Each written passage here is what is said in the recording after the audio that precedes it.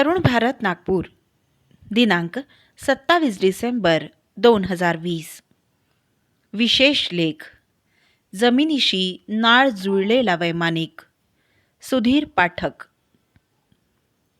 मराठी सारस्वताला युद्धकथांचं दालन खुले करून देणारे साहित्यिक, एक झुंजार वैमानिक आणि नितांत सुंदर हवाई छायाचित्रण करणारे मोठे छायाचित्रकार विंग कमांडर अशोक प्रभाकर मोटे यांनी गीता जयंतीच्या दिवशी संध्याकाळी मावळत्या सूर्याला साक्षी ठेवून अखेरचा श्वास घेतला. त्यांच्या निधनानं एक यातकीर्त वैमानिक तर लोपला आहेच आहे, पण एक अतिशय उमद आणि हिंदू संस्कृतीवर प्रगाढ निष्ठा असणारं व्यक्तिमत्व काळाच्या पडद्याआड गेलं आहे. जीवनात नमे कर्मफले स्पृहा हा निष्काम कर्मयोग त्यांनी जगून दाखवला आणि त्या तत्वज्ञानावर विश्वास ठेवत त्याच गीता जयंतीला त्यांनी जगाचा निरोप घेतला.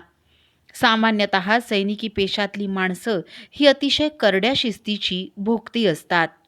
मिनिटं सेकंदाचं गणित हे त्यांचं जीवन असतं. तसं जीवन सैनिक आयुष्य व्यतीत करतानाच अनुभवता येतं.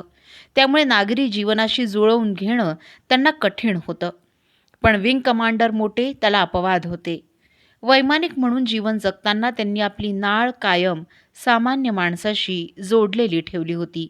सैनिकी जीवनात रमण्याएवढंच त्यांना सामान्यांशी बोलायला आणि संबंध ठेवायला आवडत होतं. निवृत्त झाल्यावर ते नागपूरला आले आणि विमानदलाशी संपर्क ठेवता ठेवता नागपूरच्या सार्वजनिक जीवनात स्वतःचं स्थान निर्माण करते झाले.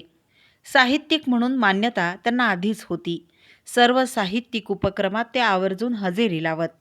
कार्यक्रम संपण्यापूर्वीच अनेकांना निघून जाण्याची हौस असते, पण विंग कमांडर मोटे याला अपवाद होते.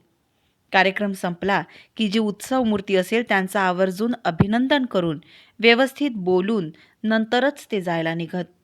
निघण्यापूर्वी हॉलमध्ये नजर टाकून कोणी वृद्ध ओळखीची व्यक्ती असेल तर तिची घरी जाण्याची काय सोय आहे वगैरे विचारपूसही करीत. अनेकदा तर आपल्या घराच्या उलट्या बाजूला जायचं असेल तरी ते त्या व्यक्तीला त्यांच्या घरी सोडून मगच आपल्या घरी जात असत. तरुण भारतचे मागो वैद्य किंवा मामासाहेब घुमरे यांना त्यांनी अनेकदा त्यांच्या घरी पोचवून देऊनच निरोप दिलाय. ज्या व्यक्तीला आपण घरपोच सेवा देत आहोत ती व्यक्ती मान्यवरच असली पाहिजे असंही जरुरी नव्हतं. कुणालाही व्यवस्थित रवाना करणं हे त्यांचं वैशिष्ट्य होतं. हिंदू धर्म, गीता यावर त्यांची निष्ठा होती आणि ते निष्ठापूर्वक तसं जीवन जगत असत. हिंदू धर्मातील संयुक्त कुटुंब पद्धतीवरही त्यांचा दृढ विश्वास होता.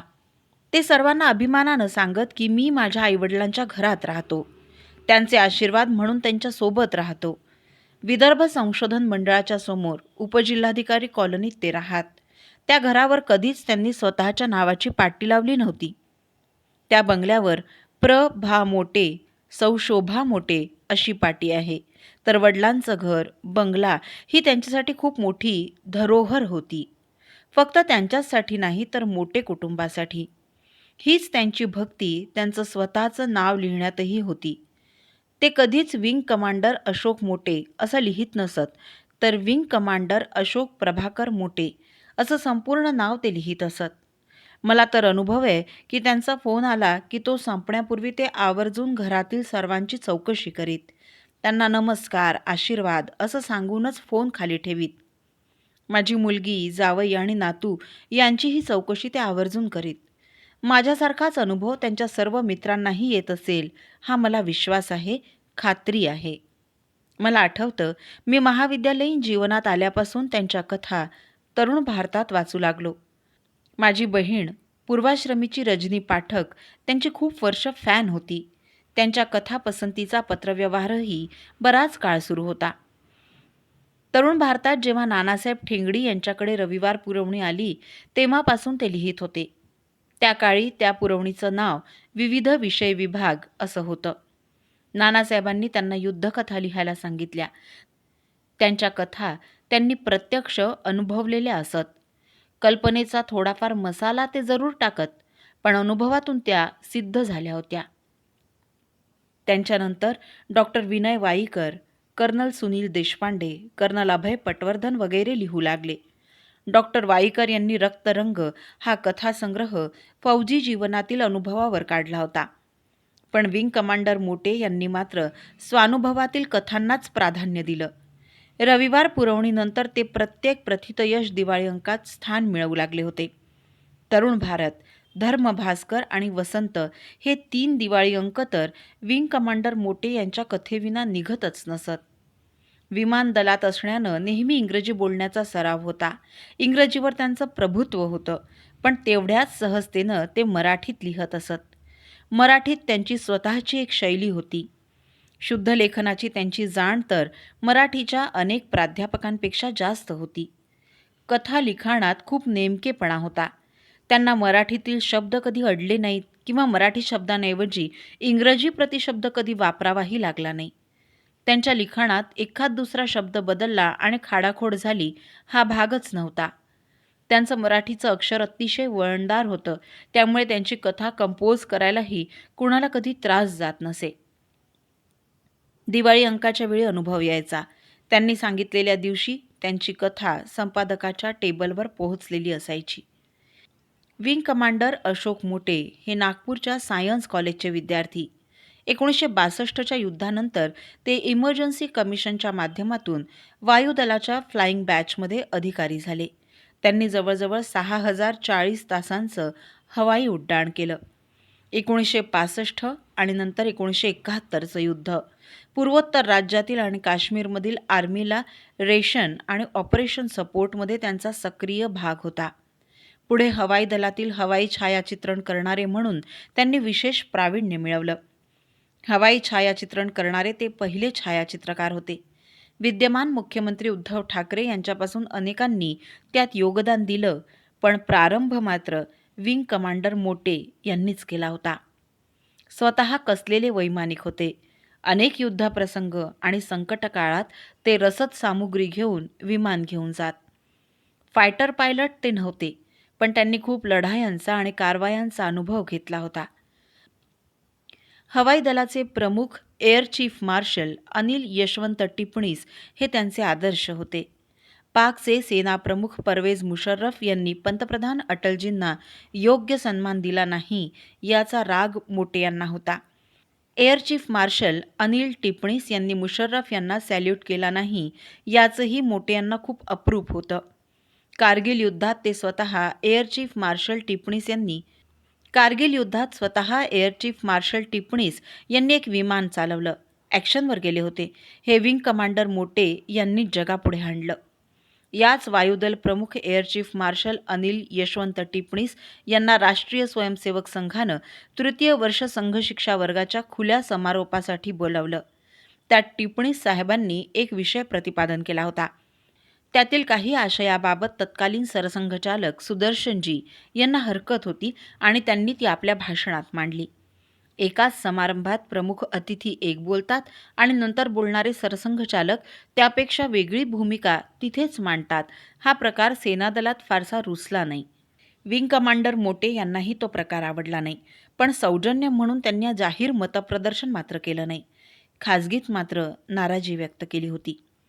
लौकिकार्थानं विंग कमांडर मोटे हे राष्ट्रीय स्वयंसेवक संघाचे स्वयंसेवक कधीच नव्हते, पण हिंदुत्व आणि राष्ट्रीयत्व या विषयावर त्यांची श्रद्धा होती. आपल्या लिखाणातून आणि भाषणांमधून ते त्याचं समर्थन करीत आणि तथाकथित पुरोगामी मंडळींवर चांगलंच तोंडसुखही घेत. आपल्या लिखाणातून राष्ट्रभक्ती आणि हिंदुत्व या विषयावर लिहिणाऱ्यांचं कौतुक करीत. अशा लेखकानं काही वेगळं लिहिलं तर त्याचं आवर्जून कौतुक करणं हा त्यांचा स्थायी भाव होता. आपण एखादा लेख लिहिला, तो प्रसिद्ध झाला आणि विंग कमांडर मोटे यांचा फोन आला नाही की लिहिणाऱ्यालाही चुकल्यासारखं वाटायचं.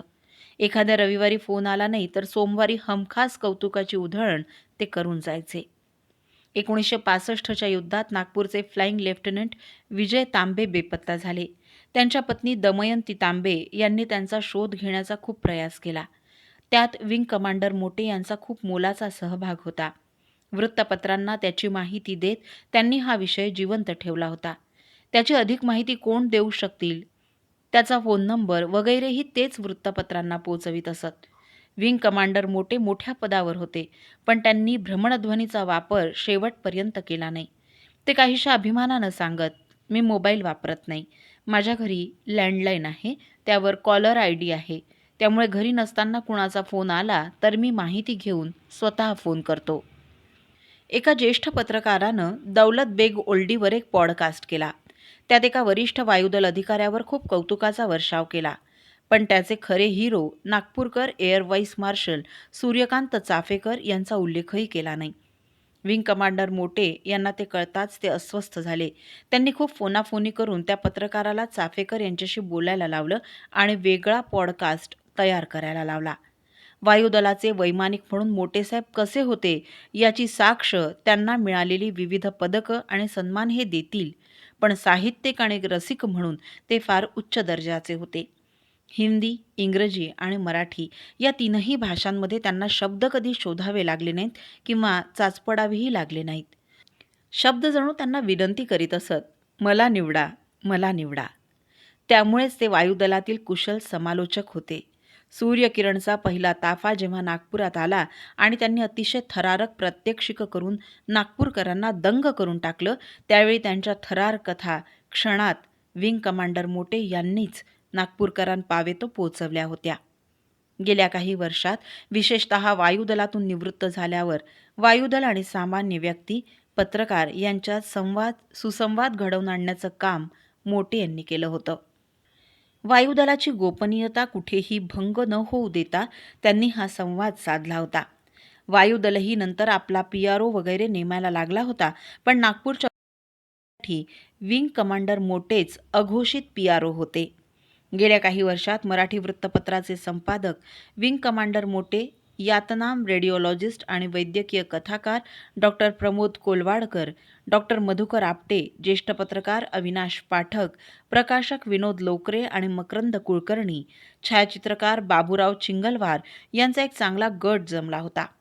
दरवर्षी दिवाळीनंतर डॉक्टर कोलवाडकर यांचं पुस्तकाचं निमित्त घेऊन हा गट भेटत असे. त्या कार्यक्रमाचं औपचारिक संचालन वगैरे विंग कमांडर मोटेच करीत असत. त्याला अपवाद ठरला तो यंदाचा 20 डिसेंबरचा कार्यक्रम. डॉक्टर कोलवाडकर यांच्या आयुष्य एक कॅलेडोस्कोप या पुस्तकाचं विमोचन विंग कमांडर मोटे यांच्या अनुपस्थितीत झालं. पण त्यावेळी ही कल्पना नव्हती की मोटे सर इतक्या लवकर सर्वांचा निरोप घेतील.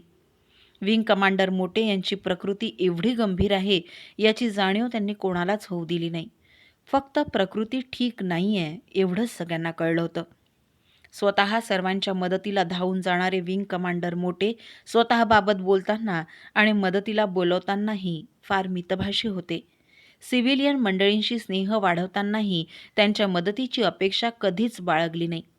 एका सैनिकाप्रमाणे स्वतःचं प्रकृती युद्ध ते स्वतः लढत राहिले आणि मृत्यू जिंकला तेव्हा तसंच त्याच्यासोबत कुठलाही गाजावाजा न करता, मान मरातबाची अपेक्षा न करता अनंताच्या प्रवासाला निघूनही गेलेत.